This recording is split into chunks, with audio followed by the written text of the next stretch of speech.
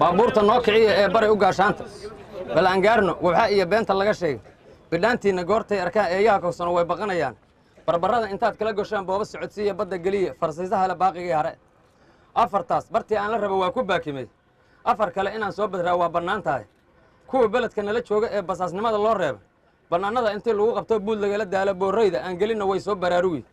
afartaas bartii aan la rabo waa ku baakimay afar kale inaan soo badraa waa bannaan tahay muuminiin 28 maalmo wada soomay meel yaa ku horay oo kii miclalamaanka uga qaaday aabbihiis ninkii soo dilay meydka lalinaya waa maxay markii aad tiraa maqal jawaabtiis jinnadii fardowsaan rabaha meel dhow laga sheegay maxay noloshu ii suubisa amaan iskaba seexdo ayadoo macaan ee weli malab iyo deegaan midigtayba ku hayaan jinnada siday maleeyaan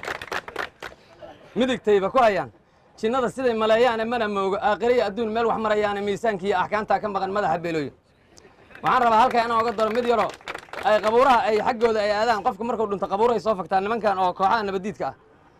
in dhoweedba kaaleyda iyo kaftan waa iska daayee koox yaroo al-shabaab ah indhaha aad kortilmood kitaabkii allahayna aayad baa u korraysay biyo aan u kabayn kacaankii nabi muuse ruuxii ay ka dadaysoo kibis ciidda ku yeesha karfantii la dul saariya lafiya koomba ku qaad meesha ay u kaceen oo kabya saan dhigayeenna cidu waa ka sugayso kii kureejo lahaayo oo qoon kaashanayey aayad bay u kacsheen oo kurka bay jarayaan qaala allah tacaala qaala allah rasuul nin dhihi kara male masaajiduu ka istaago qof walba waa gambanaya